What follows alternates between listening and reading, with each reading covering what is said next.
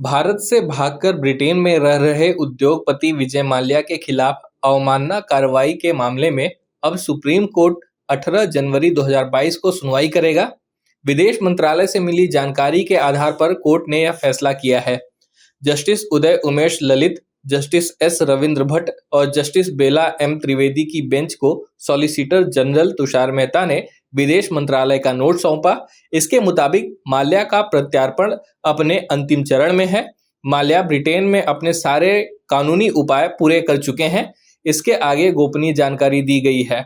अदालत ने वरिष्ठ वकील जयदीप गुप्ता को एमिकस क्यूरी भी नियुक्त किया है। संसद की एक समिति ने रेलवे में यात्रा संबंधी सीटों की तत्काल योजना के संबंध में दलालों की संभावित संलिप्तता की शिकायतों का उल्लेख करते हुए सरकार से इस योजना के दुरुपयोग को रोकने के लिए सुदृढ़ निगरानी तंत्र बनाने एवं इसमें बेईमान तत्वों को शामिल होने से रोकने का प्रबंध करने की सिफारिश की। भारतीय रेल यात्री आरक्षण प्रणाली विषय पर लोकसभा में पेश रेल संबंधी स्थायी समिति की रिपोर्ट में यह बात कही गई है। रिपोर्ट के अनुसार समिति ने सरकार से तत्काल टिकटों पर लिए जाने वाले शुल्क को यात्रा की दूरी के अनुसार तय करने का उपाय करने तथा फ्लेक्सी डायनेमिक किराए के मूल्य निर्धारण पर विवेकपूर्ण ढंग से निर्णय करने को कहा। राजस्थान सरकार पारिवारिक हालात के कारण नौकरी छोड़ने वाली महिलाओं के लिए विशेष योजना बैक टू वर्क लाई है। इसके तहत 3 साल में 15,000 महिलाओं को रोजगार दिलाने का लक्ष्य है।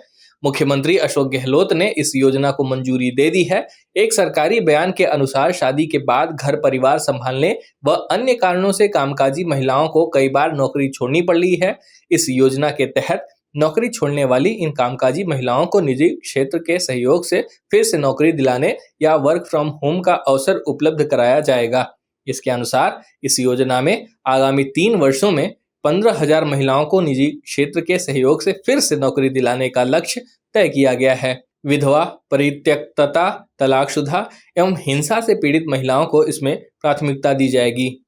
महाराष्ट्र के पूर्व गृह मंत्री अनिल देशमुख के खिलाफ लगे आरोपों की जांच कर रहे चांदीवाल आयोग में एंटीलिया केस में गवाह सचिन वाजे से अनिल देशमुख की वकील अनीता कैस्टलिनो ने क्रॉस एग्जामिन प्रक्रिया में कई सवाल किए। अनीता कैस्टलिनो ने एक निजी चैनल को बताया कि सचिन वाजे ने क्रॉस एग्जामिन में कहा कि जो भी आरोप उसके लिए उसके पास कोई दस्तावेज सबूत नहीं है। वकील ने अनिल देशमुख और सचिन वाजे के बीच अलग से मुलाकात से भी इनकार किया। वकील ने बताया कि कोर्ट में एक तरफ अनिल देशमुख थे, उनके साथ हम लोग भी थे, वो खाना खा रहे थे, वहीं दूसरे सचिन वाजे भी अपने एस्कॉर्ट के साथ थे, दोनों में कोई बात नहीं हुई। कोविड-19 के नए वेरिएंट ओमिक्रॉन वेरिएंट को लेकर पूरी दुनिया अलर्ट मोड पर है। भारत में हालांकि इसका कोई मामला नहीं है, लेकिन सरकार अपनी तरफ से पूरी सजगता बरत रही है।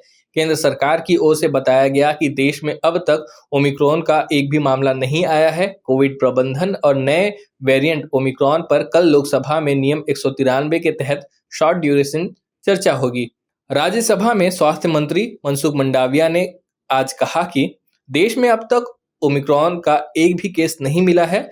आगे इसका कोई मामला नहीं आए, इसके लिए पूरे प्रयास किए जा रहे हैं। स्वास्थ्य मंत्री ने जोर देकर कहा कि कोविड कंट्रोल में है, लेकिन यह पूरी तरह गया नहीं है। 124 करोड़ डोज अब तक लग चुके हैं।